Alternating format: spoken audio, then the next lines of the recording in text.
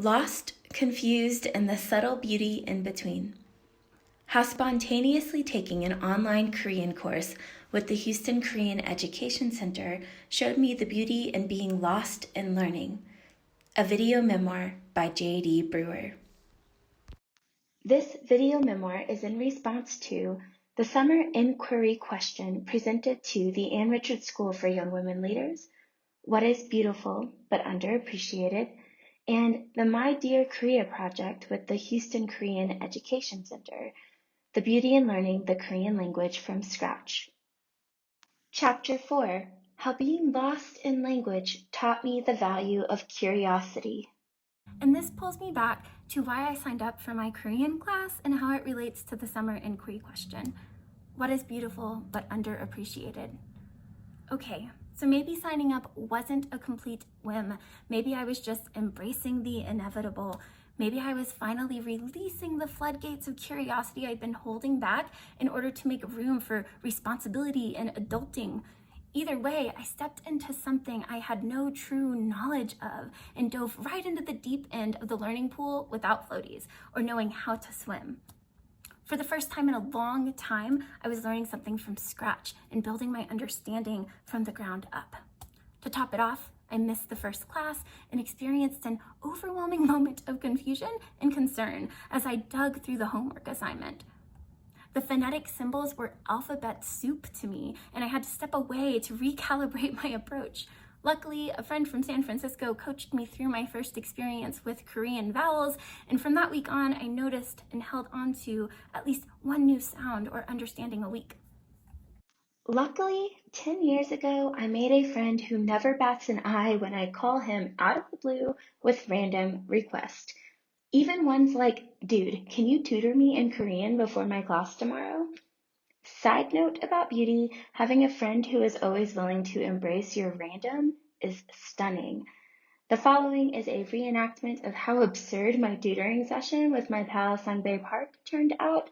Seriously, the fact that he still talks to me after my brilliant interpretation of Korean vowels is absolutely beautiful. Yeah, Sangbei, I don't know why I'm doing this either. I know it's pretty random.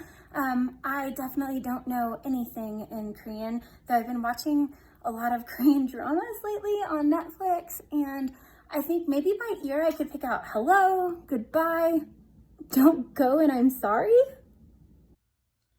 Sheesh, what kind of K-dramas are you watching, Ducky? Yeah, I looked at the vowels and none of them make any sense to me. I can't figure out the sounds.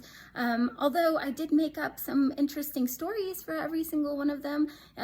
This one looks like it's trying to hug somebody, and then this one looks like it's trying to run away from somebody. And then the one with the one arm, it's that awkward side hug that all us girls learn to avoid the awkward frontal hugs. And then this one looks like a surfing zero.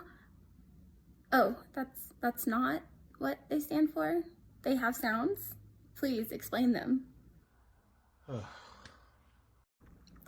A, ya, o, yo, u, you, you, e. No. It's oo. Ew. Ew. No. Ooh. Say it. Ooh. Ew. Ooh. Nope, still didn't get it. I worked hard to ignore the perfectionism itching at the back of my skull, and I tried to embrace the nebulous unknown when I didn't understand Song Sang-nim and what she was saying. I even discovered that I have a fantastic confusion face. Thanks to Zoom and the way you can see yourself on the screen, this face involves me squinting like this and cupping my ear as if that would make me totally understand what was being said in a foreign language. This miasma of foreign vowels and consonants would swim around me every Tuesday and during my homework experiences. And holy cow, reading a simple poem about a butterfly was more difficult than the first time I ever read Chaucer or Shakespeare. And the phonetic journey of sharpening sounds became a very slow and steady one. It has been so long since I encountered a completely foreign language, and I had to re-embrace the fact that I would be frustrated, confused, and completely unable to show my intelligence and brilliance in a language I had no linguistic background in.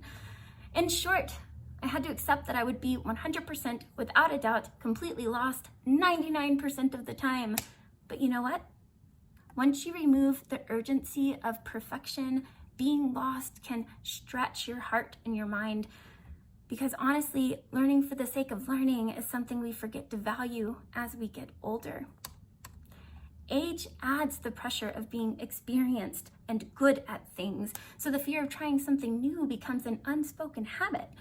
My experience this summer, witnessing the Korean language sharpen into focus under the teachings of my wonderful Sangsang Nim, has offered me a feeling I hadn't felt in so long, and navigating the lost lands has been extremely empowering. It has led me to a sense of wonder and a faith and curiosity, which are two feelings that texture my worldview in a charming mosaic of beauty. So this is the answer that learning Korean this summer led me to. Letting curiosity steer you into uninhibited exploration, shedding the skin of perfection, painful layer by painful layer, and allowing yourself to be lost in the nebulous unknown is subtly beautiful beyond measure. Thanks for listening to this reading. Be sure to check out all 4 chapters of Lost, Confused, and the Beauty in Between, a video memoir, and connect with me for updates on writing, readings, and adventures at www.jdbrewerbooks.com.